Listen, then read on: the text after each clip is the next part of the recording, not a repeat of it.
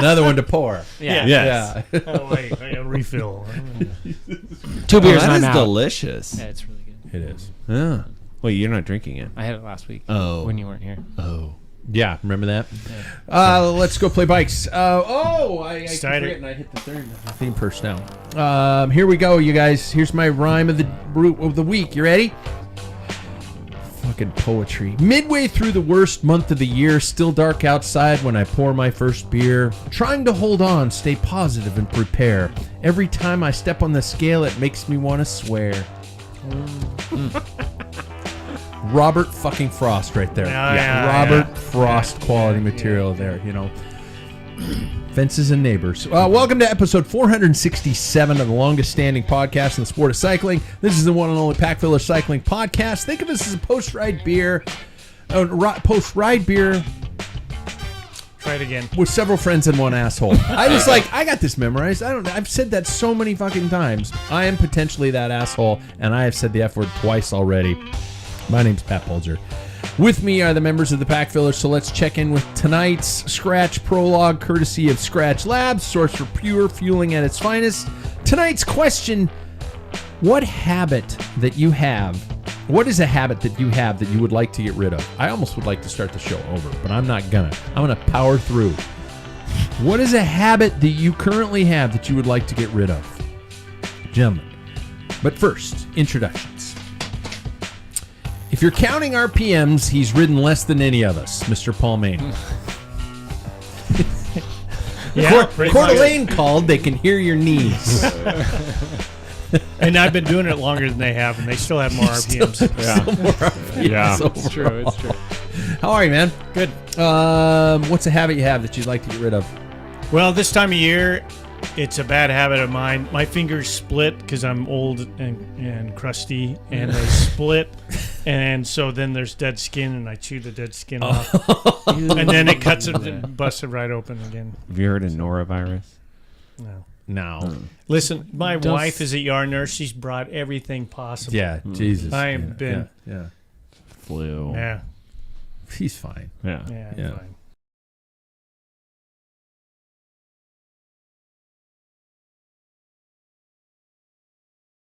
She just has this like curled pose on the couch, and I'm just like, "You're picking your heels, aren't you?" She's like, "No."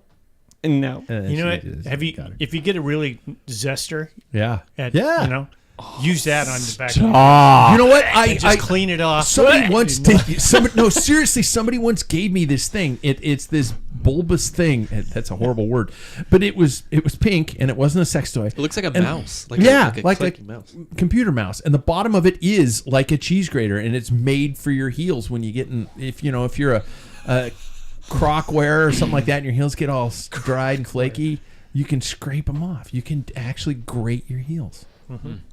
Yeah. And then You shave all that shit. Yeah. Put it in a little box. Yeah, skin box. Save me from myself.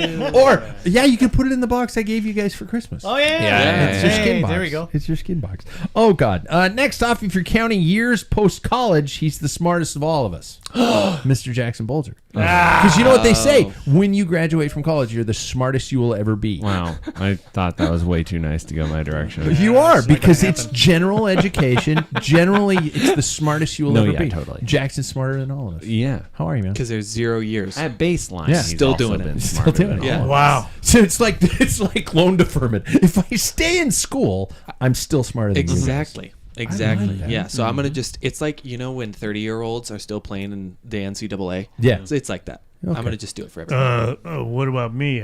Last time I was at college was in '88. So I wish I had some keys to jingle. You're like, I'm good though. Yeah. what's a habit you'd like to get rid of? Man, I don't really have any habits that I want to get rid of. I'm not gonna lie. Fentanyl? Well, that's one of them. I need to Yeah, kick that's that. the one. keep it. Yeah. It's popular right now. Yeah, it is. it's trending. Yeah. Should No. For the record, I do not have a fentanyl problem. More of a, just to Yeah. Sure you don't. needs to be stated. Yeah. Nothing like. I don't know if there's anything right now that I'm like, this Wow. might eventually present as a problem. See, he's pure perfection.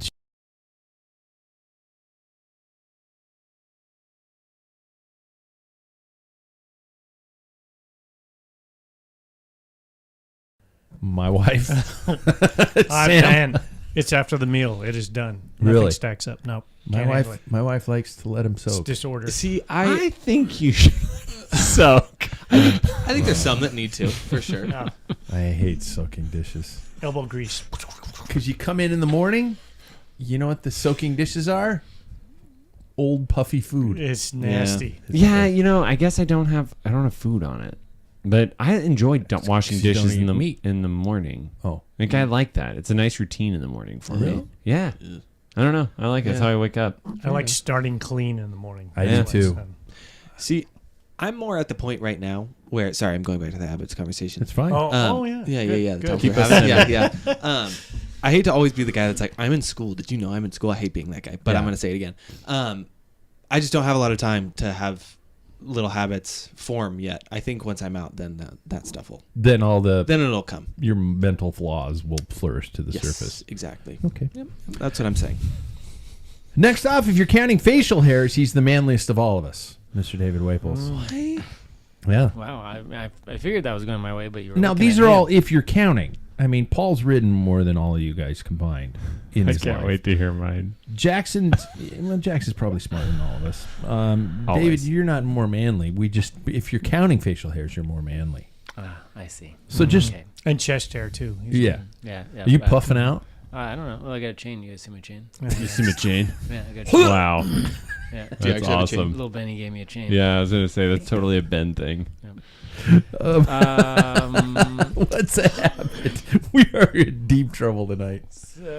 Probably, I've been setting 2 alarms, and I used to get up on the first alarm. And I think it'd be better if I could just keep doing that, get up on the first alarm. But lately, it's 2 alarms. Yeah. Yep. When's the first one? 5:15, What's the second one? 5:45. Oh, Whoa. okay. Big difference. not It doesn't too- make yeah. sense because then you just have 30 minutes of sort of bad sleep. Yeah. Yeah. Mine I are always hope that I'm going to then wake up in the right REM, though. Like that maybe I'm going to sneak in a quick 15 REM cycle there. Yeah. Yeah, I didn't. That's not what I did. I don't remember.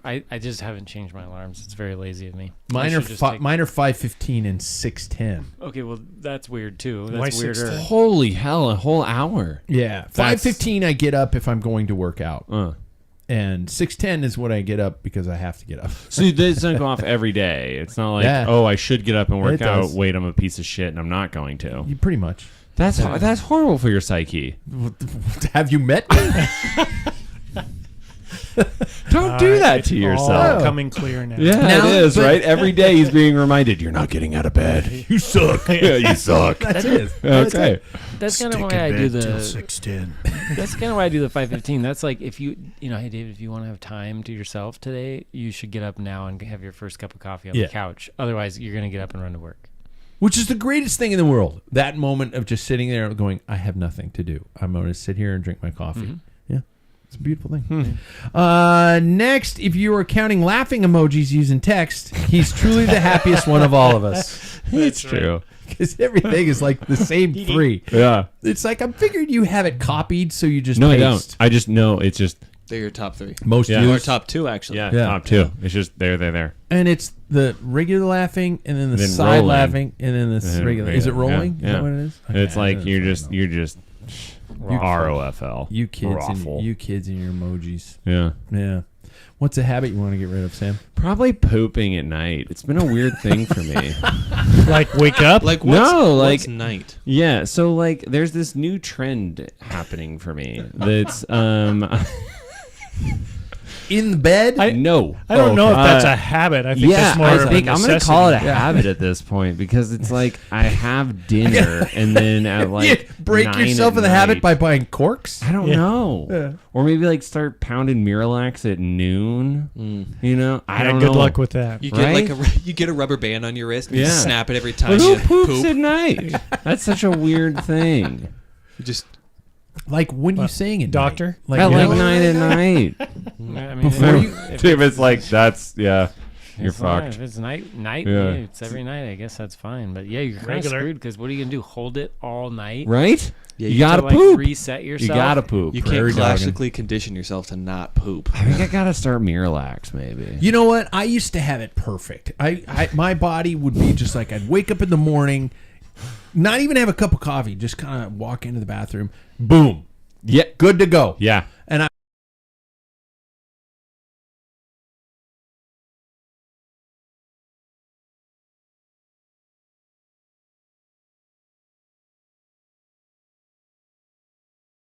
As I get older, it's like 2 or 3 times. yeah. 2 or yeah, and they're probably like little deer pellets. No. No.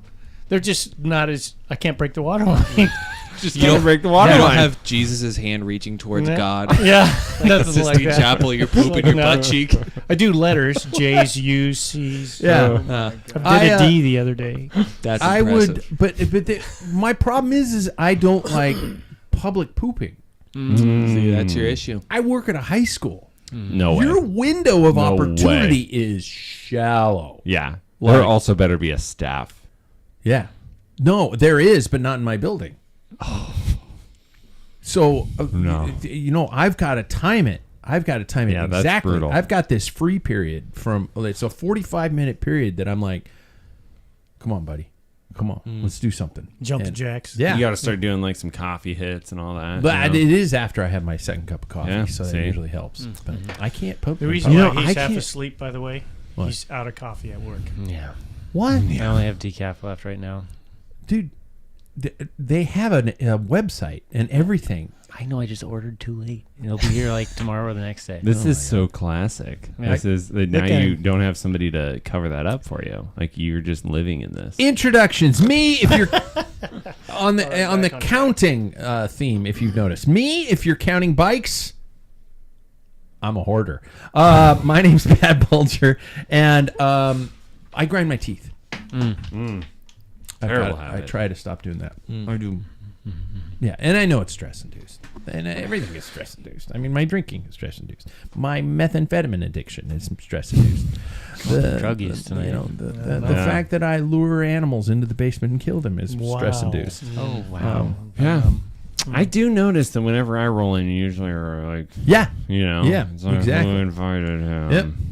Yep. You are my Clubber Lang. You have no idea what that reference is. No I idea. love it. Oh, T. Yep. Yeah, thank you. Gentlemen, how is your cycling life? Who wants to talk about their cycling life?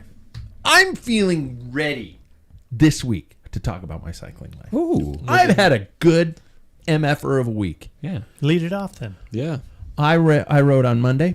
I rode on Wednesday. I rode on Thursday. I rode on Saturday. I rode on Sunday. And I rode, ROWED, on Monday. Yeah. Notice that 30 minutes and 2 seconds or something. Yeah, like that. I was looking for a 30-minute row and did a little over 7,000 meters. And Freaking beast mode. I crushed it this week, bro. Bro. Nice. Bro, Done. I had crushed it. I had a bike fit refer to that. He's like, bro. Like he came in and I was like, Wait, appreciate. People listen to this? Yeah, How did they no, that was Vegan Cyclist. Oh. He was quoting. He's like, Vegan Cyclist. He wasn't quoting us, quoting No. you. We're not that cool. You had me on a Yeah. happy place. Yeah. No. So I- back to no one listens. I will to us, go. guess. Yeah, I will go next and say like pretty just like my nighttime pooping regular. You know, Yeah. like nothing amazing. Couple days of lifting, 4 days of riding, getting ready for Maui next week. Oh. That'd be nice. That's nice. I'm so excited. And him too. Yep. Pretty excited. Friday. Yeah, we leave Friday. I've just been. I mean, it's been nice to have that as a motivation to like actually do the rides. Like I'll get all the rides on my calendar done, and then maybe one extra one because I'm like gotta fucking kick Sam's ass in Maui. Wow. And yeah, and then also all the races on the calendar. I decided last week I'm gonna do 32 races this year is the goal. So I've already got like 28 or 29 signed up. So that counts like 10 for the mountain bike season. Okay, I was going to ask Yeah, you it's that. a- We're yeah. going to get to that. Yeah, And the that does. show progresses about. But that counts in my opinion. Okay. I think so. They're individual days. So Yeah. Mm-hmm. Jackson, Paul, how's cycling life? Mine's been good. Yeah, I've been just staying really consistent with the training plan that I've been on. It's been interesting to see my response to how the workouts have gone. I've noticed, and you'll find this out as you go along. That first week was a lot of like intense interval workouts, or the first 3 weeks for me, and then that rest week was like, this feels really weird, and now it's like race simulations was the last week. And so the first one was like doing a road race, and then the second one was doing a time trial. And I was really interested to see how my body responded to that stuff. And the heart rate numbers are not going as high as they were typically in like the in the past. But when they do go high, I mean, I reached a new heart rate peak this last week. What? So yeah. Really? So my body's responding really well to it. So I'm really happy with that. Wow. Yeah, and I feel good. I've been doing weights. I feel stronger. So Your it's heart been going rate really should well. be lower too if you are. It is, yeah. I mean, just overall, like that's awesome that you can hit new peaks. That is part of the training. Yeah. But the fact that you can be at a lower and do sustained is awesome. Yeah, so I'm really happy with that. And it's been doing a lot of zone 2 work too, with like along with intensity, and I never had that before. Yeah. So because last year I had none. So I'm really happy with it. If you want to know what the number is, it's 192 beats. I've never seen that number before. Wow, I never will. I was over 200. No. If I do, I've never done that before. if I do, call the medic. It's AFib. Yeah, Yeah. it's AFib. Yeah, it's like, don't knock me out first. Let's record this. I'll never forget 210 going up Bachelor, and like What? by the end of it, my eyes I could Yeah, see you like get tunnel vision. oh Wow. god, Yeah. I used to be 180 for average for an hour-long crit. yeah. Danielle hit 220 once, and I was like, For Whoa. you remember when she was over 200 for the average like bike ride for a 40-mile ride with my friend and I, and we're like, how you doing? And she's like, oh, my heart rate hasn't been below 200 yet. And we're like, Was she a hummingbird? she is a hummingbird. Yeah. Yeah. Yeah, sometimes I wonder if we need to worry about it. Yeah. But she's just always an aphid. Well, she's still winning, so I don't check into it. fine. Yeah, go ahead. Yeah. She's not saying nothing. Yeah. She's fine. Paul, how's it going? It's been about the same. Couple of days on the trainer, and I try and follow up right afterwards to do rollers, which was so much better. You're one of a kind. Oh man, it's so unnatural, and there is a little bit when you're, for me, and I've never noticed before, but being stationary, there's probably bad habits that I'm picking up. That I had a little knee pain for the first time in my life on a bike, and that's when I'm on the trainer itself. But Yeah. I've never had it on the trainer before. But as soon as I got on the rollers, couldn't feel it at all. So That's because your body's just masking it. yeah, well, and you're doing this, Yeah. Yeah. as opposed to like, You're forcing being that stuck issue. stationary. Yeah. And You know, I was doing a workout the other week, and I thought of you, Paul, because we talk about how like body position, you don't really change it when you're on the trainer, and it was really interesting because one of the workouts I did told me to get in an arrow position, and I was like, oh, this is like exactly what Paul was looking Yeah, for, yeah. just to get used to that Yeah. stuff. But, I've also caught myself thinking of that when I'm riding and I have to look up at the screen. And because my TV is mounted too high in that room, so I'm doing this kind of thing. And after about 20 minutes of the workout, I'm either my neck is sore or I'm back up to doing, Fred pose almost with my elbows locked so I can see the TV screen. And it does produce bad habits. It definitely does, especially because you come into the spring, gulping air into your chest area and, extremely slow. So that I'm going to blame it on that. I have switched up a little bit. I'm still doing the criterion plan, but I've added in a second plan of a 100-mile gravel event. And so I have like 2 or 3 workouts on every day on system. And so what I'm doing is I'm comparing between the 2 programs, and I'm switching back and forth to try and incorporate the speed work that is so critical, that is going to be half my season, and then get ready for some of the distance that is going to be another half of my season. So it's like, how can I figure these both in? And so it's working out pretty well. I have spent, you said zone 2, I've spent more time this year in zone 3 and zone 4 than I ever have. It's probably good. Not ever, but have in the last couple of years, and I'm hoping it's going to help, because that's always been my problem. I've always been like, we can go 100 miles, fine, I can go 100 miles, and just whoop-de-doo. Yeah. But once the speed stuff happens, I'm just like, I don't want to play anymore. Yeah. Yeah. What is the longest in? First of all, actually, how's everybody holding on mentally we're in February. This next week, we're supposed to get to 50 degrees Fahrenheit on Monday, but it's going to be rainy and shitty. How's everybody holding on mentally? Is anybody reaching the breaking point? Like, I'm going to throw my computer screen and my trainer out the window? I have made it because like I don't love January because it's just like there's just really nothing going on. It's such a long month and you're still in the heat of winter. By the time February comes around, my wife's birthday's in the beginning, my birthday is at the end. We usually go to somewhere warm. So it's like February is such an easy month, and then we get to March and the season's starting. Yeah. So I don't know, like for me, we've kind of made it, but I would be curious because David, I feel like, has in the past been like, he's looking at his phone. He didn't give a shit. Sorry. He's been like so, like down because of the winter weather, and understandably because he's been in residency and everything else. But he hasn't had that. Yeah, in the past. Yeah. But like this year, he has something to look forward to, and like I think I'd be curious to hear his opinion this year compared. I mean, I don't know. How you doing, Pookie Bear? Yeah, I don't know how it compares to previous years, other than like, I think it's probably the same in that, yeah, January was rough, but I agree. I think that like I've started registering for races. Hawaii's like right there. January's hard because things are still so far away. You're registering for things. You're putting out all this money into like, races and planes and hotels and everything, but it's still like months away. And now, after like Hawaii's the start, and then it's just like every weekend we've got stuff going on. So I mean, I feel like January was the worst, but mostly just feeling like up and up. Today was light when I left work. Yeah, yeah, It's crazy, yeah. man. Yeah, that was awesome. Shit's crazy. So it was almost light when I went to work. So how many events did you say you have signed up for? I think it's either 28 or 29 right now, but I want to get to 32. And that's if I can make every single Wednesday and every single Thursday night track race. Track race? The SCR. We don't have a velodrome.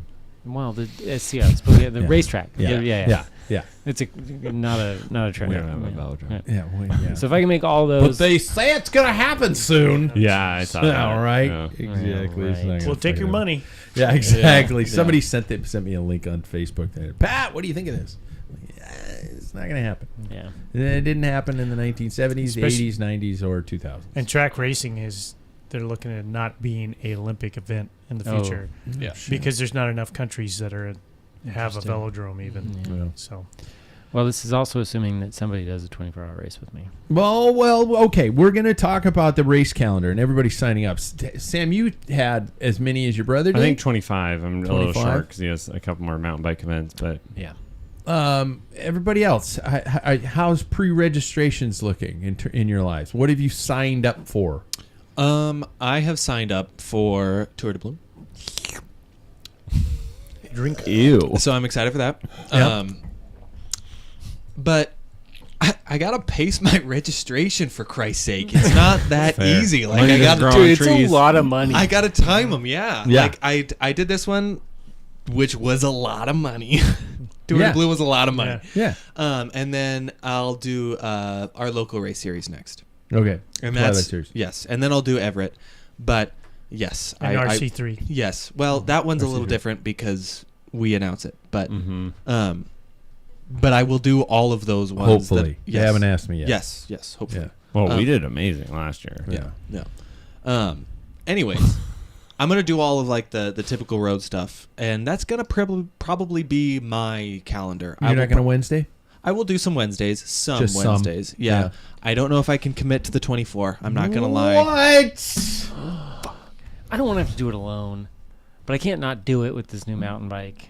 Yeah, you can't Yeah. not do it. Well, Don't you I- have any friends? Apparently not. I guess not. Yeah. I gotta repay all those damn entry fees, and it is a nice weekend for Mhm. that. So fair. His father pays him Mhm. Yeah. to work Well, the gigs. yeah, I mean, So yeah. there's a little bit of that, but it's looking like the heftiest season I've ever had before. So. Yeah. Very good. Good. Paul? So I haven't committed. I'm like you. I Mhm. spread out everything. Tour de Bloom drink. Oh, damn. Should we just apply it to, I'm about to talk at length about it, so. That's up next. We had some little extra bills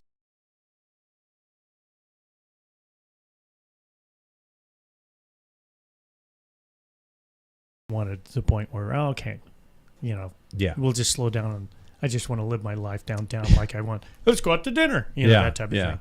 So that's first, RC3, and as much as the training series, I'm hoping I'm going to have to do that like day by day. I'm just not going to buy the whole In terms of package. calendar. And how Yeah, you like to go. it is Thursday, and it happens to be we're trying to train the stupid dog to be alone.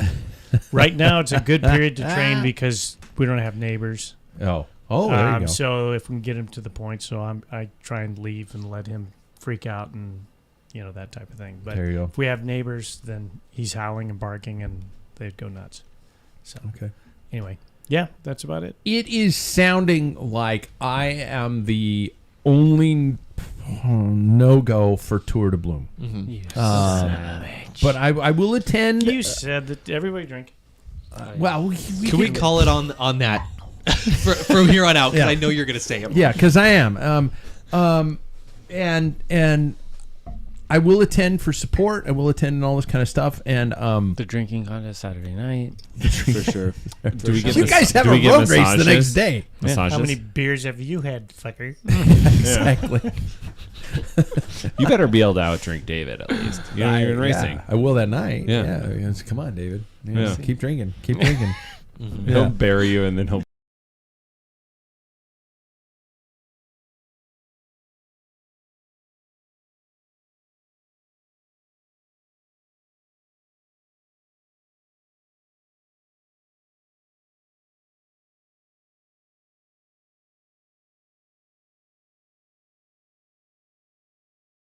Is and I want to discuss this. We've kind of discussed it on the show a lot of times. Entry fee is just over $300 for the Tour de Bloom. And for me, it's just over $300. What is it for everybody? Is it $325? Yeah, $325. Or something. And fortunately, Ace was nice enough to make it for the Masters for us that it's an Omnium. I could miss the first stage because I have to miss the first stage. But when I broke down the financial commitment, it's still over $100 a race, and that's one of them is a time trial, which Uphill time trial. yeah, No, thank which And is you can't just enter in. no, you got to do the whole. You got to pay the entry fee. So I'd be paying for the whole thing, and so I did a lot of thinking about it and a lot of reflection, and I thought I don't know if this one's worth my money. Which breaks my heart to an extent. I do have a show that Thursday and Friday, and so that it messes my life up and it messes this race up. But I want to talk to you guys about entry fees and the financial obligations of that are inherently a part of the sport. And yes, we've talked about this before, but things change, especially now that we're seeing more races on the calendar, which is a beautiful thing to happen. My first question is, what makes an event worth the fee? Jackson, you cringed when you were saying I pulled the trigger for this event. If this event didn't have the quality of the fields as it does, would you still pay $300 for it? $325. Man, I'm kind of at that point now where I'm conditioned from COVID a little bit to just kind of pay for a race and not really care about it. Really? Yeah, just because it's like it's something that I can go out and race that I haven't really ever had before. I mean, when we did Missoula, I forget how much that was, but I didn't care how much it was. It could have been $325, and I probably would have paid for it. Yeah. That Yeah. was cheap. Yeah. That was like $40, I think. It was very cheap. It was Yeah. insanely cheap. And it's not around anymore. Well, Yeah. I wonder why that was. Mhm. Yeah. They could have charged 3 times as much, and I would have still. I paid. wish that they would have. Yeah. But I also kind of judge it off of like a spousal reaction. Because, like, Okay, you know, okay. but That's not totally fair. And not Yeah, to say yeah. though that Nope, that's totally fair. not to say though that my wife is like one of those people that's like, no, you can't do it if it's over this price or anything like that, or she's holding my hand during all of these things. Yeah. But No, but I it's- just like to communicate with the amount of money, and even like when I see like a number like that, I kind of get a little bit shocked. And so every time she's always like, "Okay, doesn't Yeah. matter." And so then I'm like, "Oh, okay, this is actually something that I can do." I'll open that up. What do you guys think? What makes the event worth the fee? I entirely agree with everything that he just said. Like, I run that past Mackenzie too every time. We have, and I've said this in the past, like done a thing where we like the Dave Ramsey, we put money away. So it's just like, it's fake money in my mind, but I'm really good at donating money to a bike race. You are the pro. You signed up for 25, you'll do 15. Yeah, exactly. And so but I will say like for a local event like Wednesday night, I bought the whole series. Who's to say that I'm going to go to all of them? And the same with the Thursday night. Historically, the past 2-3 seasons, I've at least missed one Thursday night, right? Yeah, I bought the series, and I know I will miss the week before the 24-hour race. Yeah, and so it's just one of those things where it's like for local, I have no problem with that. Tour de Bloom does fall into that. For BWR or bigger things like that, I need to really make sure if I'm traveling to something that this is locked in and I can do that before I would commit to it. Yeah. But otherwise, like local stuff, I really, I'm in a fortunate position of dual income, no kids, that I can be like, I want to go do that. Yeah. So. Yeah. Anybody got something to add, or Yeah, I think with like the traveling ones, it's got to be the experience that I'll pay for. So BWR, what first motivated me to register for that was it was an event with a friend that I haven't done races with, and he wanted to do it. He really wanted to do it with me, and I was like, it'll be fun. Like, it'll be a thing, like a fun thing to do with a friend. And a lot of the races that I'm paying for that are more expensive are because of the experience. Like going down to Whiskey 50. I mean, it is a really good race, but if you think about the cost of an of airfare and a rental car and checking your bike and the fee and everything, that is not, and there's no way the race is worth that. It's the experience of like who you're doing it with, and what you're getting out of the entire weekend. And there's quite a few on the calendar I think that I paid more money for because I'm hoping it'll be a really good experience with other cyclists and friends. So you guys aren't necessarily paying. You're paying for the experience more than you're paying for the event. I mean, I don't know. I think how it's to both. Phrase that. Yeah. It's definitely both. I mean, that's like for me. I'm not obviously gravel is not my interest, but like Tour de Bloom, I went to it back when it first started, and even 12 years ago, it was a good event and was way smaller than it is now.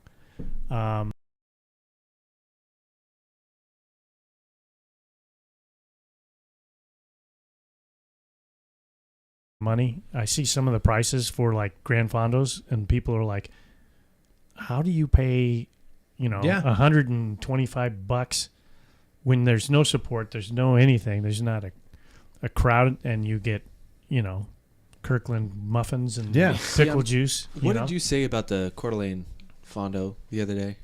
It was over $100. It was $125. I think I paid. Yeah, that's crazy for one day. Yeah. For 100 miles. Yeah. I look at $325 for a major race. It really is organized, official. There's people. The crit's crazy, as you guys know. I mean, it's a fun event and a great environment. It's a weekend, right? Like there's stuff going on relating to bikes all weekend. I already know I'm going to regret my decision when I get there. Mm-hmm. You don't have a choice, though. Yeah. That's not on you. It's just, well, I do have a choice. Yeah, I do have a choice. I could pony up the entry fee, show up for the time trial, the crit, and the next day's road race. I looked at the numbers and I was just it's hard to stomach. It just was a little too much for me, and that's fair. And I love that that's an option. Yep. And that kind of brings me to the next phase of this. Locally, there's been an issue that came up with a segment of people refusing to race a series due to entry fees. And I will say it was a group of parents upset of the fact that for the last however many years this series has been run, there was a sponsor to pay for the juniors, and that sponsor doesn't want to do it anymore. So the is left on the promoter, and the promoter put it together, and they said, okay, we're going to do $10 per juniors per race, and I kind of want to just wrap my head around some of this. I don't want to blame anybody because it's a perspective piece. But we can all agree cycling is one of, if not the most insanely expensive sports, outside of probably downhill ski racing. I was going to say it's up there with skiing. Triathlon. Yeah. Entry fee in a triathlon? Yeah. Jesus. It's insane. Yeah. I know. And this was back when Mark Hodgson was a co-host with me on this show. That was back then, and Ironmans were $500. I guarantee they're way over that now. Yeah. I guarantee they're way over that. And I would love Roger. Drink. If you're listening, let me know what it is now. And isn't that something that we all knew and know currently as we choose this to be a part of our lives? Mm-hmm. We know the inherent expense. Mm-hmm. Yeah. Mm-hmm. We have accepted the inherent expense. Why is it that so many people within our culture expect or demand to pay less than others? I'm talking at the entry fee level. I'm talking at walking into bike shops. I'm talking every single little thing like that. Everybody expects a discount. Hey, my team is big. Promoter, I expect you to give us a discount. Hey, I just got upgraded to a Cat 3, bro. I have a YouTube channel with 48 views.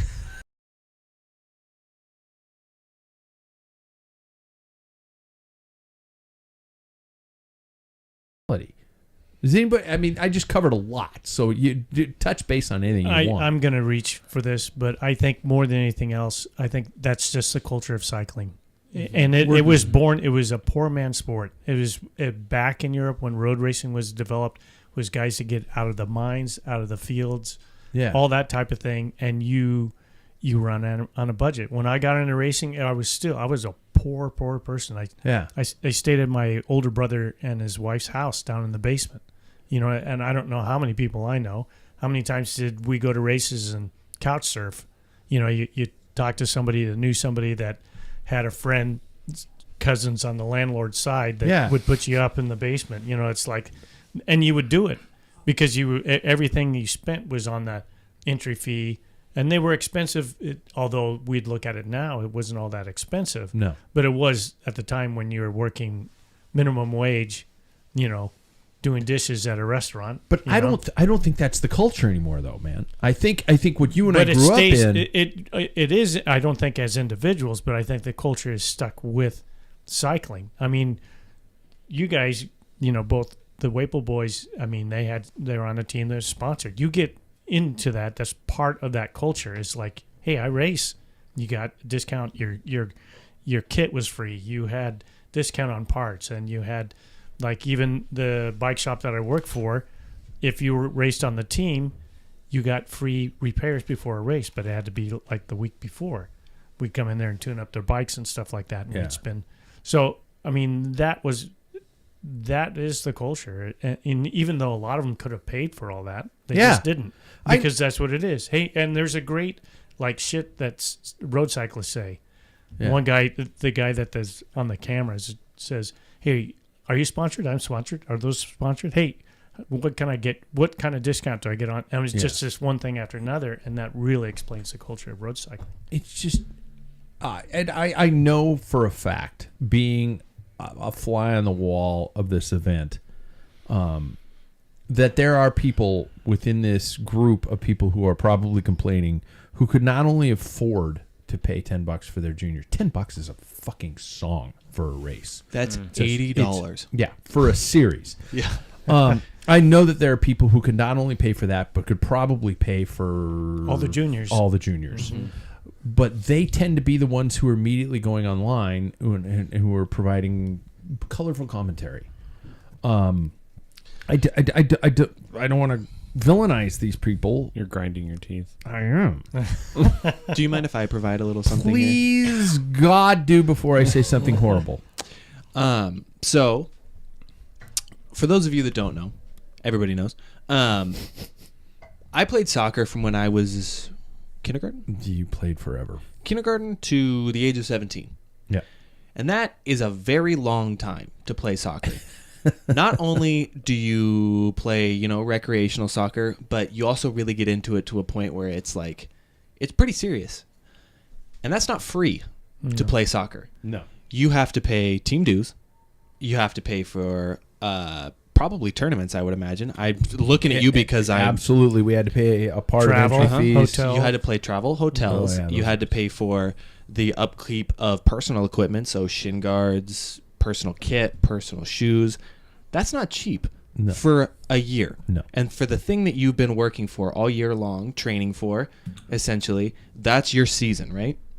So for certain individuals, 8 weeks is their season. For $80. I just feel like there's a little bit of a perspective that might not be that might not be taken, and realize that the grass is not always greener. And we've even talked about the fact that where are you going to go? My other thing is that I do want to mention that I don't want this sport to be about elitism. I don't want this sport to be a sport for the wealthy. If there are people who are truly having difficulty and their kids are excited and their kids are super happy when they come to these events and they don't race, they're not cyclists, they bring their kids out and their kids are super excited to go out and ride their bikes and stuff like that. You know what? I guarantee any promoter would look you in the eye and say, we'll figure out a way to make it happen. Yeah. Yes. But if you're a dentist and you're doing 2 Ironmans and 3 BWRs this year, and your goal is to not buy 4 new Specialized this year. Hi, Sam. You're part of the problem. Right. You're a part of the problem because this is how much the sport costs to produce. I don't think that a lot of people know what it's like behind the scenes. They think race promoters are sitting back like fat cats and just laughing in their pile of Scrooge McDuck money. Mm-hmm. It's not how it works. They hope they break even. Ace is non-profit. Mm-hmm. They don't make a profit at Tour de Bloom. If they do, it goes to a charity. It goes to offset something else. Stop thinking this way. I don't get it. And also the question comes about, when do people have the knowledge that they can just not enter? You don't have to be a part of the event. Yeah. Now, or anything like that. Have any of you guys ever asked for a discount in a race? No. Mm-mm. Yes. I knew it was you. Because he owns a Specialized. Yeah. No, it was when I was in college and I'm like trying to find a way, like I really want to come to this race. And I would ask, I knew this promoter, Eric Anderson. Probably know him. Promoted 5311? Yeah. Mm-hmm. Yeah. Ton of races on the west side. And I was like, hey, can I do anything like to like get a discount on the race? And he'd be like, yeah, come flag for us or whatever. And he'd give me a role, right? And so I'd help. I'd have to show up early and do like you're working your... No, yeah, I know, but I'm just great. saying that like I would ask for that, but there's like things like you can ask it in a way that like, hey, can I work for this? Absolutely. And like race promoters love that. Like I've never met a race promoter that wouldn't do that, and because I was 22 years old, 21 years old. Like I'm like, yeah, oh God, I don't know how I'm gonna do it. Yeah, and he's like, get down here. Like we'll make this happen. So see, that's the thing. It's like we were saying earlier. Yes. That family who doesn't race, who has a kid who just finds so much joy in coming out. You come out an hour before the race, come out and hand out numbers. Come out and help the timer or something like that. I guarantee a race promoter will probably help you do yes. that. Yeah. Okay. If we take inflation into consideration, where do you guys feel the prices have increased the most? And I'm talking about events, and I'm also talking about the industry itself. Where do you guys consider things have become the most out of hand? The bigger events. Yeah. The bigger events. Because more than bike sales and stuff like that. Well, bike sales, it does seem like the cost of having just bought a new mountain bike, like, and it's interesting because I bought it from a local bike shop. Yes, thank you. Yes, thank you. Because I bought the expert level many years ago, 10 years ago maybe, of a bike, and I bought the expert level. So you'd think there's some like consistency, right, across time, and it was probably, it's twice over as expensive, 2.5 times more for the current bike than I paid 10 years ago. But this one's carbon and nicer. But I think really what this one's blue. Yeah, this one's blue, so it's way nicer. Yeah, but like this one's blue. But in all of these races that I was registering for, like you notice, there's a lot of value in local racing. Like I think our Thursday night track series, not a velodrome. It's not a fucking track. It's at the track. It's at the track. It's I give him that. It's a crit. Crit series, whatever. It's a circuit race. Circuit race. The Wednesday night mountain bike race series is a phenomenal deal. I mean, you're paying less than $20 for an hour-long race. Family event. maybe. Food many times. food many times, and Beer. a free beer afterwards. Yeah. I'm just like, this is that is a great deal. And if then- you distract Gino, 2 beers. exactly, you get him when he's not paying attention, 2 Yeah. beers. But then you look He's at in his 80s. He's never paying attention. I love him. Oh, yeah. you look at some of the bigger events though, and they're like several. Like how much was BWR? Does anyone remember? Like 150? or Mine's something? 200 something, I Yeah, think. 200. in BWR. That's a lot for one race. It is insane. Yeah, it is. So I mean, One race. I think that I think that like BWR, the value is not necessarily there, but they've created a bunch of hype around it, and so people pay for the experience. But local racing, I think, is still pretty good. But the big stuff is way more expensive than it used to be. I think you get a good point with the experience. Look at it as like a concert.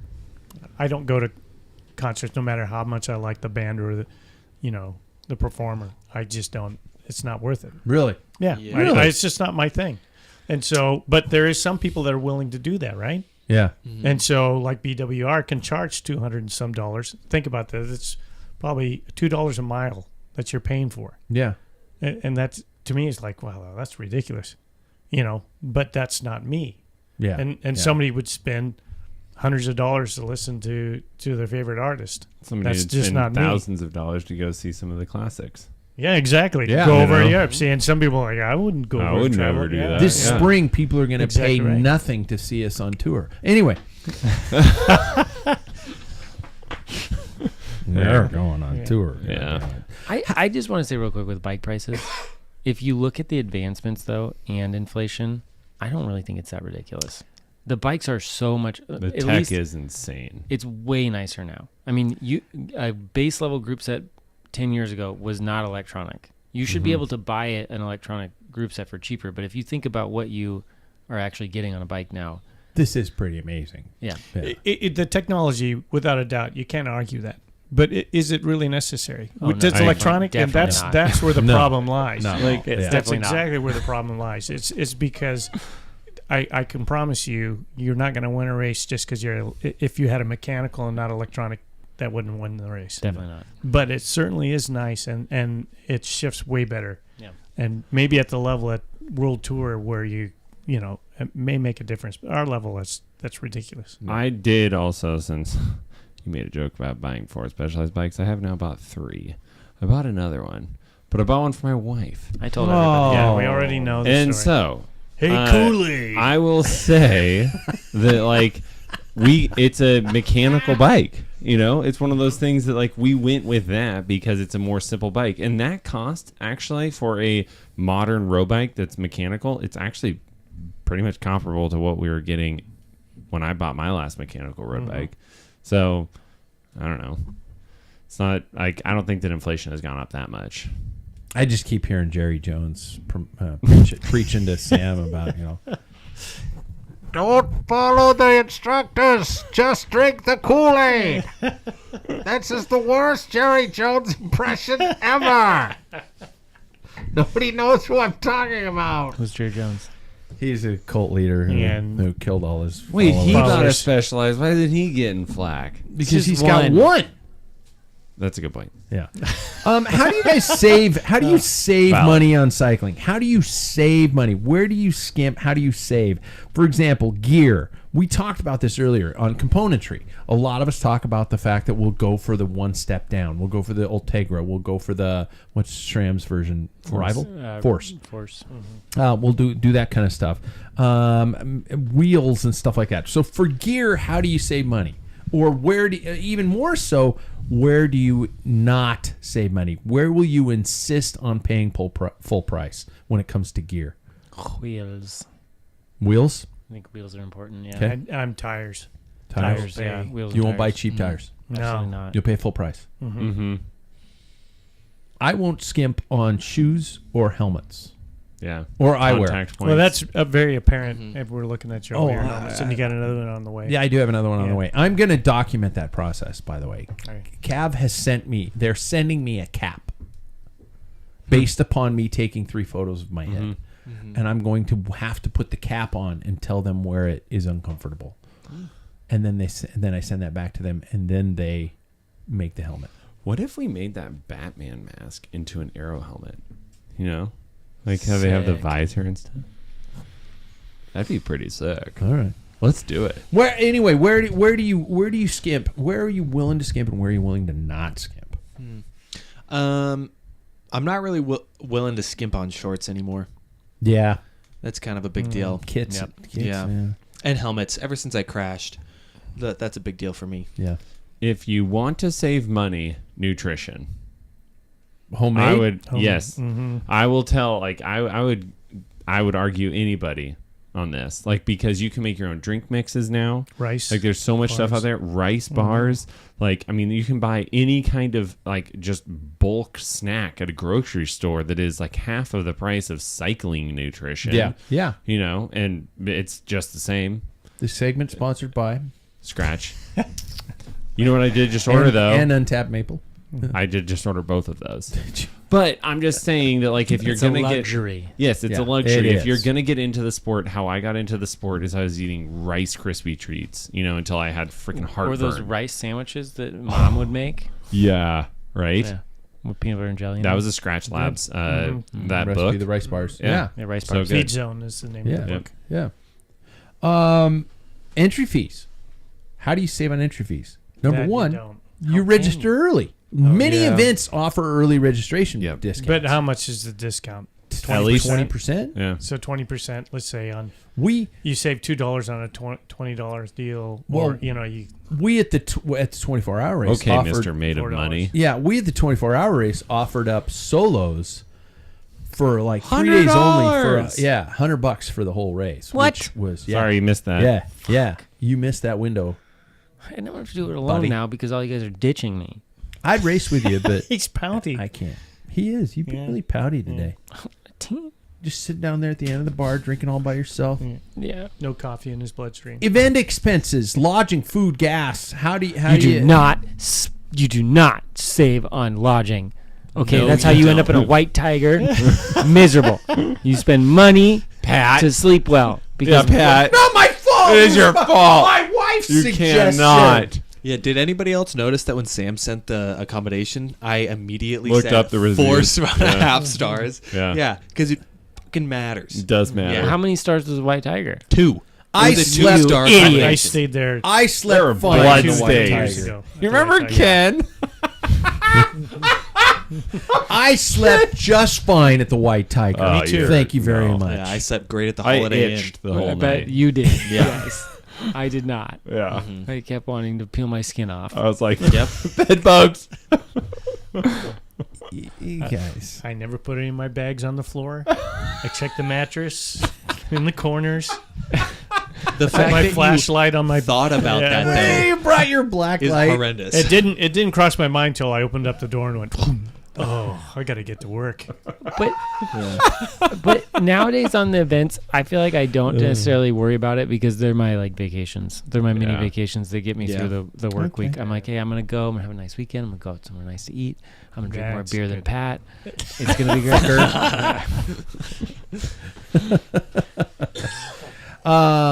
So I am going to go to Bloom, and I am going to go, and I'm going to document. I'm going to videotape you. I'm not massaging. We don't Sam. get massages? I'm not massaging you. You, not you. Oh, The rest everybody of else us. gets a massage? Yeah, exactly. Fine. I ain't touching that ass. Don't know where it's Boy, been. he'd be worn out. Just on one butt cheek. A booey. I'm saying I could bounce a quarter on your Yeah, ass, Sam. That's a absolutely. compliment. That's a Oh compliment.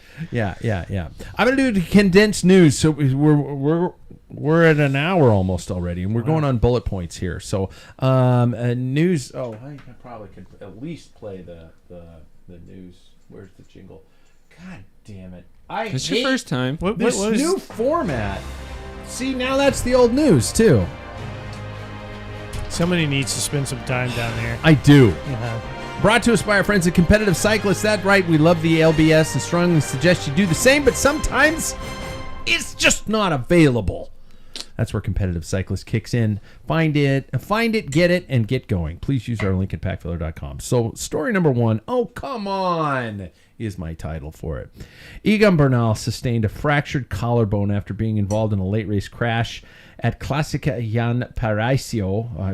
I destroyed that. On Monday, the Colombian champion and former Tour de France winner was forced to abandon the race, taken to a nearby hospital to assess his injuries. I don't know if you guys know, he had just come off of winning both the time trial, national time trial, and road race for the Columbia national. Anyway. It was a Classica Hein, right? Is that it? Yeah. Hein. Yeah, I Yeah. said, what did I say? Jane? Yeah, so it's Hein. Yeah, that. Did you see him race? Did you watch? First of all, He that was race. That race crushing it. is like It's It's a like Strada Spanish- Bianca. It's a Spanish Strada Bianca. Trobriand. Yeah, it was. That fantastic race. Look it up. Watch it. Yeah. It's great. And that guy was a huge part of his teammate winning. Yeah. He was all over the place. Kwiatkowski He won it, was yeah. but I think he did way more work than Kwiatkowski did Yeah. to win. And that's why I was shocked because they never showed his crash. And you said he broke his collarbone. I'm like, what the? Yeah.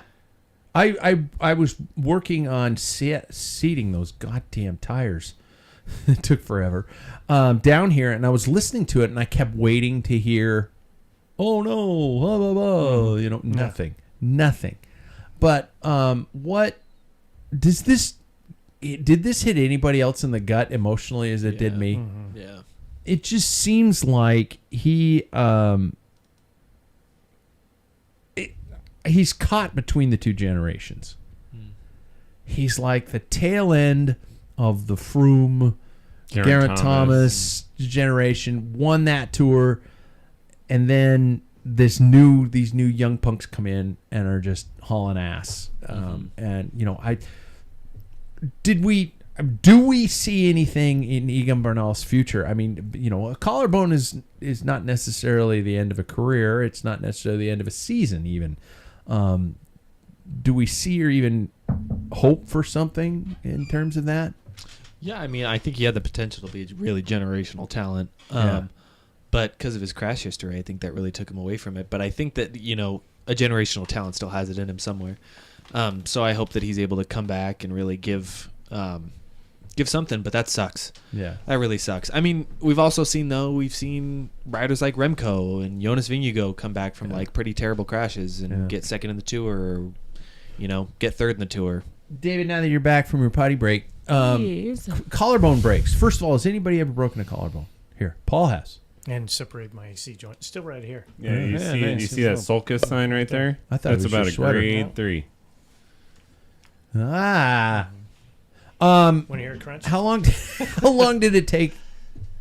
I was probably off the bike for 2 weeks, but I was on a stationary trainer, Okay. like right afterwards. Just no pressure on it. So it can be done. Yeah. Okay. Is there David, do you in your medical expertise, what's the average turnaround time for a collarbone break? I don't know the average turnaround, but like you could train immediately as long as you can tolerate the pain. Really? And then, I mean, you know, pretty quick, especially if you get surgery and like have it, you know, plated or something, whatever they're going to do to it. If it's a significant enough fracture, they'll, you know, put Plate it. hardware in there and you can get back to it pretty quick. Yeah, I didn't have any separation. It was just cracked. There's a lot of talk that he will most likely miss, obviously, Strada Bianca, which is like not very far away. But he would very likely line up at Tirreno Adriatico or something like that shortly thereafter. So, you know, It didn't sound like a bad one. I'd like to see a really good Giro out of Egan Bernal. I would love to see something like that to come out of. Has he been competitive in that race? I'm trying to think of like the last Giro? 10 years. Giro? Yeah. He's been busted up for like season after season. He won the Giro before. Yeah, he has. Yeah. Won it in When was 2020. Is that what it I was? think it was. Yeah. So after Idiot. he won the tour.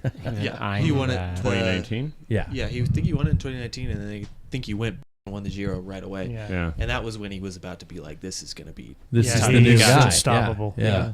Yeah. Yeah. Speaking of Ineos Grenadiers situations, and I use the quote to start off the story, you have to call it one day. You have to call it one day. You have to call it one day. At the very same race, they paid tribute to Geraint Thomas after the 2018 Tour de France winner has announced that morning that he was retiring. Excuse me, at the end of the season. A career included Olympic and World Championships, track success with the Great Britain squad, but obviously riding for Ineos Grenadiers and winning the Tour de France and having an incredible career. He spent his entire year, barring the first 4 years, with the same team. Thoughts on he's not gone yet, but his career, what it would have been with or without Chris Froome. Where would that career have gone? And he won one tour, was very close in a Giro, won it. Lost it last day. Last day to TT. Last day by to TT. 19 seconds. He won E3. Yeah, and there were times that he had mentioned that he wishes his career could have gone the way of classics because he thinks he could have probably focused, dialed in on that a little bit more. And I will say he is always and always will be my wife's favorite rider. Every race that comes on, it's now a joke. She says, "Geraint Thomas in this?" She's just, "Hey, is Geraint in this?" I get that. I'm with her. Yeah. Like Geraint Thomas and Luke Rowe are probably my two favorite riders because both of them stuck to who they are. Geraint Thomas was thrusted into a leader's role, but he was happy as like a team captain, right? And a domestique.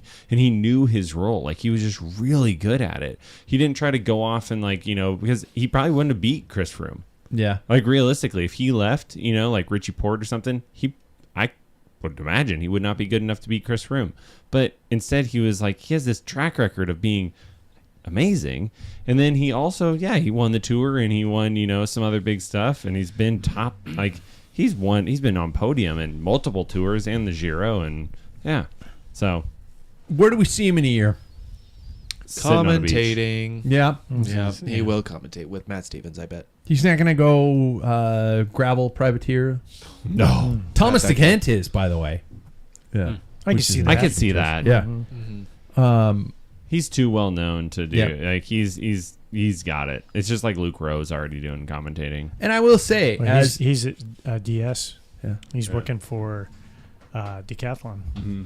And I will say, as a podcaster who started way before he did, who actually has a history in broadcasting and all those types of things, and who isn't jealous at all that his numbers are better. Does he have a broadcasting background? No, he fucking doesn't. But his show is great because he has insight. He has that you can't get any better perspective on the sport than somebody who's in the peloton and doing these types of things. And fuck.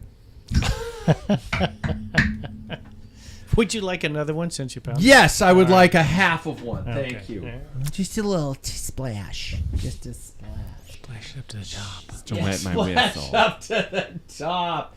Where is my whole thing's gone. I need to spend time down here because I can't even find my bumper. There's the bumper for us to talk about. It's time for our segments.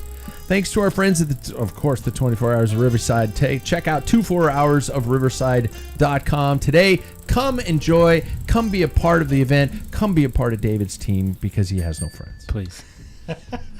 Dude, I would seriously, if I knew it was okay, I would ask if I could just even ride a lap for you. So I can sleep. It'd have to be middle of the night. And I hate to tell you this because I will be out there from Wednesday through the next Monday. There is no chance I'm going to have the energy to do a lap for you in the middle of the night. I mean, I would genuinely, I mean, if you walked up to me and said, "Pat, you promised," I would stab you in the face with a fork. Holy crap. At that point in time, at the middle of the night, in the middle of that race, when everything is just exhausting after a full 3 days. I just need to sleep for an hour.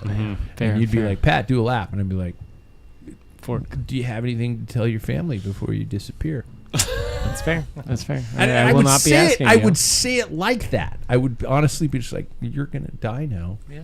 and This is the end of you. they'll never find you." Yeah. Wow. All So, right, well, last words, none. bitch. Bitch. We're mixing things up. Fit tips, Bike Fit Sam. He's the first one. Brought to you by Ambassador Cycling. Check them out at ambassadorcycling.com. Look at how happy It's you are. me. You are so happy. Number one. Grin. Yeah, he is. We're going to talk about the dreaded and popular shift lever adjustment tonight. Why is this such a thing? And can we all say that I made it cool? Because You did. there was a long Yeah. time ago Yeah, you were bro. giving me a fit. You're like, bro, we got to bro. move him in. We got to move him in, bro. And I went, bro. And you went, bro. And I went, bro. And then and actually I fought it. I didn't want to do it because I thought it would look stupid. See how we were ahead of the times? Yep. Wait, so Yeah. do you get the credit or does he? I think he can have it. Give this. I was the one who needed it. Charity. I was the one who displayed. Give this It's to him. like Sam's the designer You shake and someone's I'm hand the like this. Yeah. Right? It's Sam's the designer and I'm the movie star on the red carpet. Yes. That checks out. Yes. There we go. Talk to us, Sam. So Talk to us. I get, multiple times recently, probably in the last, I think 2 weeks, I've had this come up 8 times with different fits that people did not know that you could adjust the reach, simply. Let's just even start with that. The reach on the brake lever. So depending upon what type of shifters you have, you can, if you have Shimano, a lot of the time, the mechanical Shimano, you'll see a little 3mm Allen that is going to be on the outside of the shift lever. If you twist that clockwise, that lever will come in. So if you have smaller hands, it's easier to reach. Smaller hands mean Yeah. smaller Smaller gloves. gloves. Smaller gloves. Yeah. Smaller gloves. Cheaper gloves. Less material. Yeah. That's what they tell me. So, and then the SRAM ones are up, underneath the lever, you'll see a 2.5mm Allen. And if you dial those clockwise, that comes in. And then that's the same thing with the DI2. It's also up underneath the lever. So I would start with that and then do yourself a favor. If you do the rotating the hoods in slightly, even just to start, it'll feel more neutral. You also look at how all the pros are doing it now because it's more of the puppy paw, position you can get into if you have them rotated in. So I don't think you need to go full puppy paw. Let's be honest. The average cyclist bringing the levers in. Is this something that people should really be thinking about? I think it's or just is this style comfort-wise. No, I think it is just comfort. I think if you rotate them in slightly, it is more comfortable. I think people would find that to be more comfortable. When I do that to people, they, most of the time, they're first off, didn't know you could do that, and second off, I like it. Okay. Yeah. So when we ask you a question, is it when they're straightforward, is because they're cocking the rest too much and that allows you to rotate the head? That is a lot of it, or it comfort pushes wise. them into external rotation of their shoulders, which is not beyond natural. Yeah, right? I mean, look at how his hands are resting right now, bro. This is how I walk around.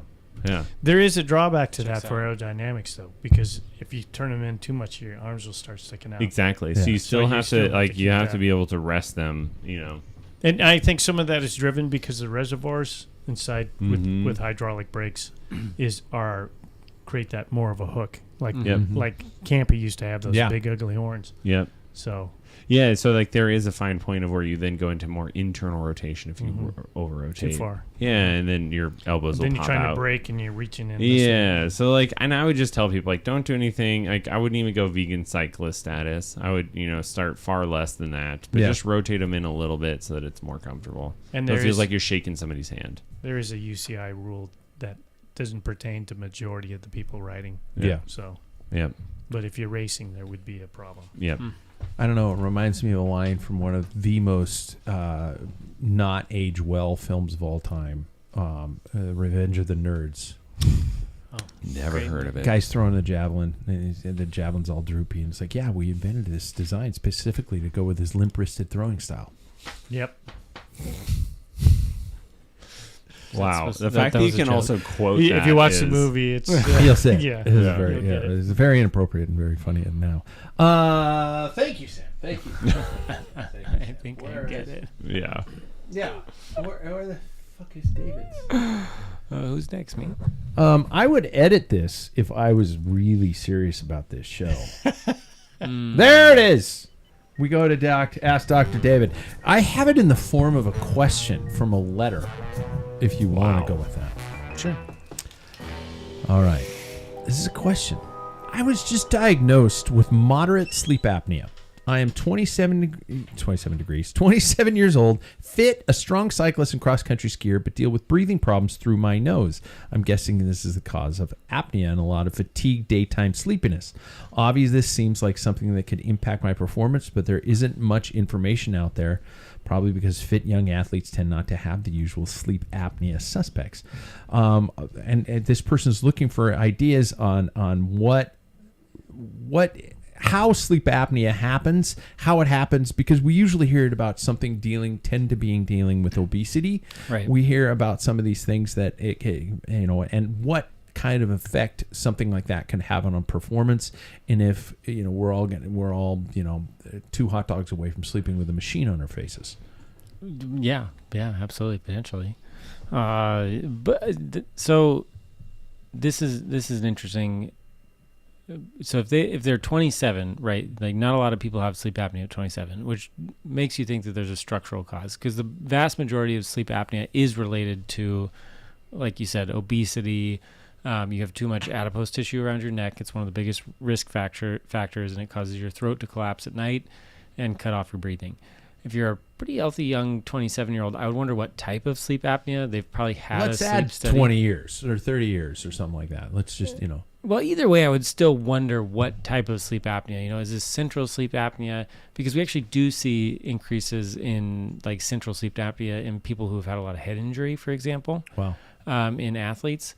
But, even like folks that are of a relatively healthy weight, as you age, can develop sleep apnea, and sometimes it's related to the structure of your jaw. It can be related to like an obstruction in your, some people have it from their tonsils or from their nasal passages, and those are things that you could potentially fix surgically, which would be good, because the reason we care about sleep apnea is what it does to your health long term, and this will directly correlate to athletic performance. But we know people with untreated sleep apnea, especially in the moderate to severe range, they have higher blood pressures, and treating their sleep apnea can lower blood pressures. They're more likely to develop pulmonary hypertension and atrial fibrillation. Wait, what? Yeah. No, I have to do a sleep study. I do. I've been. It's one of the things I do for people with new onset AFib. It's like, hey, we should probably at least do a sleep study, make sure we're not. Yeah. Because you want to treat things that can be treated that are contributing to your risk of atrial fibrillation or high blood pressure or, daytime fatigue. But as an athlete, if you're developing any of these consequences of untreated sleep apnea, they're going to affect your performance. Like if you have pulmonary hypertension, or if you're not sleeping well, like we all know how sleep you have a poor night's sleep and you don't race as well. Mm-hmm. Well, even if you're not necessarily aware of it, but if you're having a poor night's sleep because of sleep apnea, you're not going to perform as well the next day. And so it's certainly, untreated sleep apnea is not a good. It wouldn't be good for athletic performance. You should definitely, look into whatever treatment your sleep doctor or whoever recommends. It would either be, surgical options, or, could just be it could just be a CPAP machine or something like that. But, overall, I think, getting back to the question, it certainly can affect your performance because it affects your heart, affects your blood pressure, affects your lungs. And it's worthwhile taking it seriously and getting it treated. But you can take you don't just have to take a CPAP. You can try to figure out like what's causing it. Most people just need a CPAP, to be honest. But there are some people that can like have a small procedure and not need a CPAP. So, but most, As somebody who's going to have to look into it because of my AFib, and they think that it is a primary, thing about that. Unfortunately, I have to mention that one of the biggest triggers for sleep apnea is alcohol.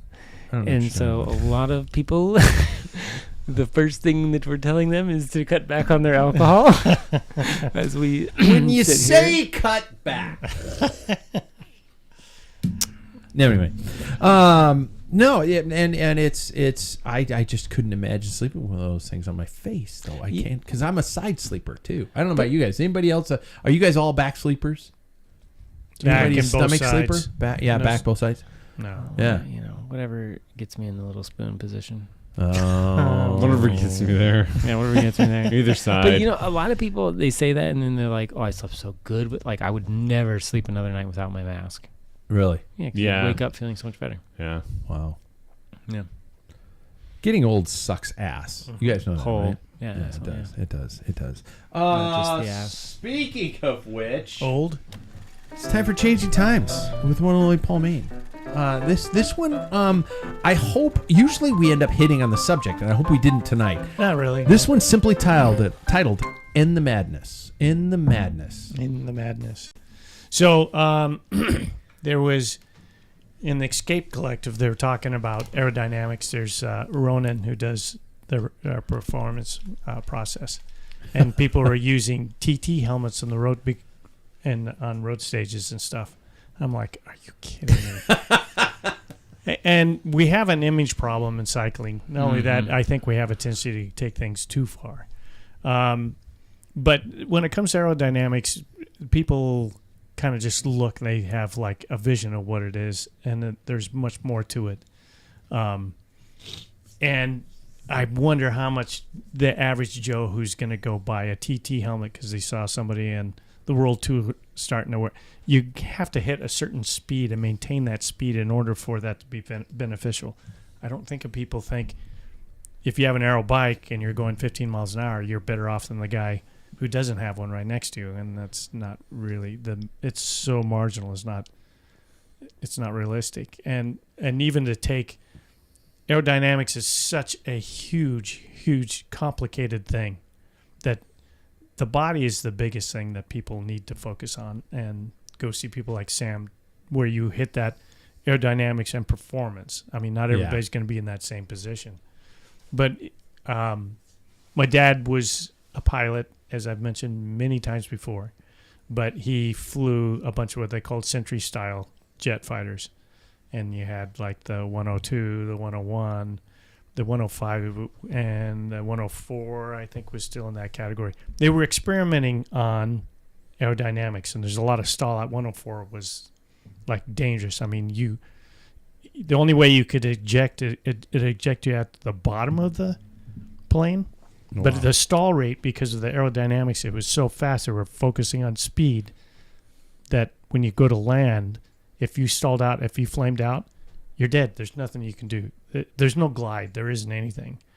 And I'm going to take this a little bit further, that people have so focused on so much on aerodynamics, it takes away like the other things that you need to focus on. I think we've kind of hit that that Sentry style. Everybody's experimenting. This is like, I don't know if you guys saw the new, supposedly the most aerodynamic bike ever designed. It's all squished down and has all. It's like, are you kidding? Really? Yeah. It's just, we're going nuts, and it's just like madness. We got guys wearing dorky helmets, and it's all about, UCI has rules for like sock height and stuff. It's not that they think they're cheating. They're trying to save the image of cycling, because we are oddballs. We need somebody to say, We you look know any what? dumber. Those No, helmets I'm not. with cover your ears with no vents, Yeah. and a little point in the back. Yeah. You look like an idiot. Yeah. And you're going No, I 15 don't. miles an hour. Yeah, it's not going to happen for the average Joe. Yeah. Yeah. So absolutely. anyway, stop the madness. If anybody shows up at Tour de Bloom with one of those sock aero helmets on, I'll do it. I think we should just, helmet. It's the They're illegal specialized. now. Oh, are they? Oh, okay. Yeah, you Because saw I was hoping, The sock part is. because Yeah, I just sock want to part. look at him and go, just point and laugh. Just that's all I'd say is, Well, I think an interesting comment too is the fact that how many Visma Lisa bike riders have really won a TT Yeah, they over have. the past year? I think there's only been one. They finally had one victory on that goofy ass helmet. Yeah, kind of So- starting to feel like, what was the point? Yeah. Yeah. sales. If you Well, buy even the athletes- bikes. I don't want to take this too. There's a local cyclist here, and he raced. There's another stage race, Baker City down Yeah. in Oregon, and there's a 12-mile TT, and he doesn't have a TT bike. I said, you can use mine, but it's like from 2011, which is outdated compared to what TT bikes are. And it's like, this has got to stop for amateur cycling. I personally don't believe we should have TT bikes. Yeah. And it's good that Tour de Bloom, this year, it's an uphill, so you're not going to get an advantage to that. Yeah. But who can afford? Bikes are expensive enough as it is. All this technology of aerodynamics and pushing all the new advantages, which are really nice, and we're not going back to mechanical, and we're not going back to 23C rim brake, stuff. But we got to just quit trying to push it a little bit further, and it's just going crazy. So TT bikes, I think, should be. I will say racing? I agree with you. Like, I think that what was cool about Bloom is that they had it only in the 1.2s last year, right? Mm-hmm. That's all. Because that's who can have them. Yeah. And then, like everybody else, you just show up with your one bike. Let her rip. But what if the new one is blue? You can get a lot faster. Yeah, you'd be a lot faster. Mine is. For sure. Yours is blue. Yeah. You're ahead of Oh, the but there's one section on the seat tube. With It's black. There's missing a black little paint. black Yeah. chip Yeah. there. Yeah. Looks like it came from a flying ruler. It was. It was honestly. It was these. Who cares? I just spun around and went shing, and that shing lasted forever. Because in my mind, I was like, no. That shing was the angels crying. It was, and then it was me crying. Yeah. Because nobody should chip your bike except for you, especially the first chip. I hadn't even touched the pavement yet. No, had Yeah. such a dick. There you go. I'm a terrible person. I guess we might as well do cool down with Jackson now, because I'm just gonna be all melancholy over here. No, I'm kidding. Let's see what Jackson's got for us at the end of the show. I love when you bring us home. So what has happened over the last week is, honestly, the last weekend is, I hyperfixated on something new this weekend. And we're not going to play What's the Hyperfixation, because that, I feel like, fell a little bit flat last time. What's Jackson's hyperfixation? Yeah. You guess. Yeah. Oh, man. yeah. Docu-series? Carhartt. No, that'll always be around. Yeah. My pants and coat are. So I have been in the Garmin realm now for coming up on around a year. I used to have for those of you that know what I'm talking about, I used to have the Forerunner 165. Watch. Yes, watch. Yeah. Watch. And now because of somebody else, I have the Venue 3. And I've got really into the realm of it all, and I have now wanted the creme of the creme, the Phoenix 8, which is like the one that you buy if you want to never buy another smart, sport watch again. Really? And so I know how it compares to the Apple Watch Ultra. I know how it compares to Coros watches, to all these different things. Wow. Yeah, I've dove into it, and it is like what I have decided that I need now in my life. And before the show started, David, you were talking about your bike and how you don't know if it's the bike that would make you faster or if it's just been marketed correctly towards you. Mm-hmm. And the Garmin Fenix 8 has been marketed to perfection towards me. I am eating it up. And so now I have decided that it will make my life better. And honestly, I think that I love this so much. I know. I watched a YouTube video about it today, funnily enough, before And I it's came blue. here. No, it's orange. Well, kind of orange. The strap's orange, which Yeah. I noticed today. But anyways, somebody said that to take my sport seriously, I want a professional device to be able to record that. And I was like, I kind of like that. Because do I need it? No. Was that a Garmin ad? No. Okay. But Influencer. yes, it was. Oh. But it's like, and I kind of identify with that. I do kind of want the professional device to be able to record something that I'm taking really seriously, honestly.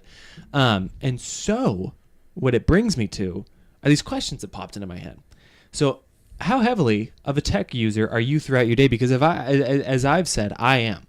My house is run by the technology. This phone, it does a lot for me. I'm on online school, for God's sake. Technology is my everything right now. Yeah. How serious is it for you, Sam? I would say the only argument I'd have to saying zero is that I have a phone, but I hate tech. You do. And your watch is even a smartwatch, which Yep. they don't sell anymore. Yep, I know. That page doesn't exist. Yeah, That watch doesn't Yep. exist? Does not exist Really? anymore. yeah, and it's one of those things. Like I didn't even have this for a long time until I was curious about my heart, and so I was like watching my heart rate, and yeah, now it's fine. But one of those things that otherwise I probably wouldn't have it. Mm-hmm. I don't like tech.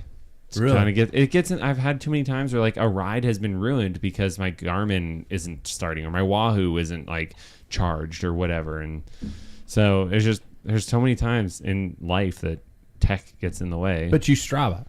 But I do Strava. Yeah. Yeah. Mm-hmm. So like that's the thing. On my bike, I have my computer. So my day will be Top Gun ruined. Mavericks on VHS. I would love that. I have Top Gun on DVD. I think that the topic of what brand you choose could be a whole other God, podcast yes. in and of Yeah, itself yeah. because it offers such a different range of things. But anyways, Paul, I kind of get the Paul's feeling. got a Well, notebook I think in his it back is- I'm pocket. very interested though, actually. Yeah, for me, it's not. For cycling, I use Strava, obviously, and then a hand-me-down Wahoo Roam. Yeah. Isn't that what it is? I don't even know what it's I a have. Bolt. No, it's Bolt. Bolt. You're right. Yeah, Yeah. yeah. So I don't even know what it is. It just keeps track of things. But Yeah. I do find myself using at least Strava for that part. For work, it's vital that I have technology. Yeah. And so because that's schedule my inspections to locations, mapping, and all that. Yeah. So I there is definitely a need for that. And at home, I have my iPad gets as much use as anything. Looking up, researching, reading, YouTube, Watching races. YouTube. Watching YouTube. races. I Yeah. love And races. YouTube. Anybody else YouTube Yeah. Premier? Anybody sign up for the premium YouTube? No. No Is ads. that a subscription? No ads. No. I signed up for it. I know you did. Another subscription. you did. I know. I'm And you like- complain about $325 And for you- stage race. Cut your subscriptions. I want to actually. You should No cut pity, your buddy. That's a great Yeah. point. Yeah. Cut your subscriptions for 1 month, and I bet you'd have that. Yeah. Well, I know I would. My point is with not doing the race is I'm missing out on a quarter of the races and spending the same amount. And he No, could my use subs- that on subscription. Well, My you could use it on subscriptions, subscription. I'm appreciating the entire time. I'm getting my money's worth. Right. So I'll shut finish up. up on my technology. Now that we're talking, it kind of triggered too. One of the things I was thinking of, there is some parts where I know a lot of people like it and like keeping track like you do on your watches and stuff like that. But there is a pragmatic part of me that says it's not bettering me. Mm-hmm. Electronic shifting, as much as I probably would enjoy it, and if I got it, I would never complain. Don't need it. It's not worth the money. Yeah. So there is I have to be pragmatic and I think empirical in a way that you have to prove to me that this is really going to make a difference in order for me to spend that money. Yeah. So Or until there's no other option, like rim brake. There's just like it's done. I bought everybody's or people who give me all the rim brake wheels, yeah. and now I've gone through them all. Yeah. So I might now I have gotta 3 go to more disc. sets for you here Perfect. soon. Yeah, because I know I how to don't do know it. any other choice. Yeah. New bike. Yeah. David? I mean, I think love-hate relationship, especially working medicine all the time. Technology is both like crucial and the bane of my existence. Can't tell you how many times somebody looks like I'm looking through their chart and I'm like, this person, how are they alive? It doesn't even make sense. And I walk in and they're totally fine. Yeah. Are And you then- talking about? Never mind. Yeah. And I'm just like, this person is fine. Like clinically, they look fine. They're, but the chart at least helps me keep track of complicated, things for them. But at the same time, I have a phrase at work I always use, which is "Don't make love to the chart," because we spend so much time Because in the sex technology. with paper is weird. No, it's a computer. Okay, there's no paper. Oh. All Yes. those cuts. Don't make Anyway, love. go ahead. I don't make love with the chart Been because there. we spend more and more time now in our technology and less time with patients. From like a professional perspective, I hate it, but it's a necessary evil.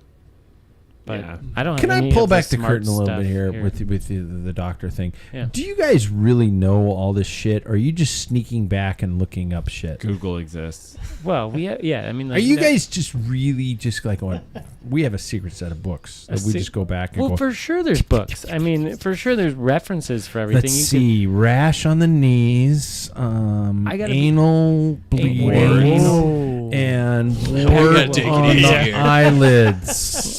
Plus Yeah, we've- erectile dysfunction. We've left the safety zone here, brother. Fecal incontinence. Exit only. Yeah. Of course, there's references though. Like, to be honest, because I wouldn't trust somebody who couldn't, like, at least tell you where they know what they know from, Okay. because the human mind is fallible, and your memory is fallible.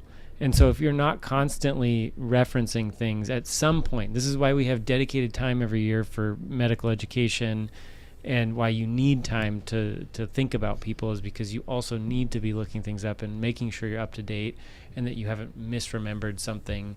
But the big difference is that, like, what I'm reading through is not what anybody else is reading through. My references, the things that I'm reading through, are not available on Google. And so See? It's secret You books. can They're also decipher secret what books. it is. Yes, Google they're also not Scholar. Secret books. They Yeah. are not available on Google Scholar, and they are not like easy to decipher and not easy to tell. Anyways, so yes, we have lots of references. And, You don't just you just read the abstract and call it good, right? No, he sometimes. goes YouTube's it. Yeah. As, Yeah, the- YouTube. as much How as to treat as much as I hemorrhoids. want to get on this, Sorry. teachers are the same though. Oh, absolutely. We're 100% the same. Yeah. 1,000% the same. We steal so much. Absolutely. Yeah, that's- Absolutely. Part of yeah. it, though. That's why they have a website called Teachers Pay Teachers. It's a Yeah. great website. Yeah, exactly. How reliant are you? You know what? I will start with I will answer that in two simple parts. Number one, in my professional career, I am not heavily reliant upon technology. I teach theater. I teach a lot of stuff that is about getting the kids to just create and start from scratch. We aren't relying upon technology. There are some elements where we do, where it's, projections, for backdrops and stuff like that, which is really cool, but that's it. And that's what I love about that part of my job. And my second part on how to define how reliant upon technology is, I will say this. Alexa, turn off the studio. Oh my god. Alexa, turn on the studio. This is a problem. I am incredibly reliant upon You it. love Yeah. tech. I am a nerd. I am a huge nerd, but my job doesn't require it. Yeah. I don't know. I just And for fitness purposes, sorry to bring it back No, to cycling, no. which your original Please question do. was. I had a Garmin watch. I had some wonky heart things this year, and I immediately went back to Apple because it tracks that. well, the Garmin did too. It will pick up on AFib? The process was more complex. Okay. This one, I simply put my finger on the button and it's like, yep, even though I know I already am. But it's just it sends it directly to my phone. They speak together. I'm able to send the results directly to my cardiologist, and I just went, this is it. What? Or your friend. Yeah, I you send them do. to you too, but Yeah. you can't get them, so I have to send them to your wife. Oh, that's right. That's right. Which You said it is to my wife. He's almost on- the equivalent of sending dick pics to your wife. I mean, it's Pretty much the bad. same. Yeah, it's Okay. Those Pretty look much like the same. tombstones. yeah. I'm just hoping for a spoon. Well, thank you for humoring me. This is a Yeah. topic that I genuinely could host an entire podcast on. But Absolutely. Oh, yeah. We should. yeah, this is a very interesting topic to me. I don't know why, but it just itches that part of my brain. Thanks, Jackson. Yeah. We got to finish quickly because we are past our running time. Our first of all, our final question. I don't have it. Do I usually play an outro? I Yes, do you play do. an outro. Our outro tonight. First of all, be sure to like and subscribe the show and to our YouTube channel, as well as pop a review every now and then. It's a huge help to us. Last question, the final K. What is something you recently discovered that is really cool that you would like to share? Anything in your life over the past week that you went, holy shit, this is cool. Jackson, for example, the new watch. He's the bells and whistles, man. I do want that. Yeah. Something that I've figured out over the past week, is that this fucking watch will change my damn life. There we I go. love it. There we go. Sam? The last Civil War widow passed away in 2020. That's Wow. something cool in your life. Okay. Paul. Man, I just drew up blank. Yeah. There was something on James Webb's telescope that I saw, and I thought that is so freaking cool. But I saturated myself with all those James Webb. I couldn't remember which one was cool. There we go. David? Fucking blank. It's all gonna be. Yeah. None of yours beat my fact. Absolutely not. Yeah. Okay, mine is the. It's funny you mentioned this earlier. It's called Gießen. It's a de-alcoholized wine at Trader Joe's that I found the other day. It's fucking delicious. It's de-alcoholized, and I'm cutting down my drinking. Thank you very much. Good for you. Amazing. Yeah, they had. Yeah, Here's the Want another beer? 2025. I ordered a subscription. Jesus Of course you Christ. did. Of course.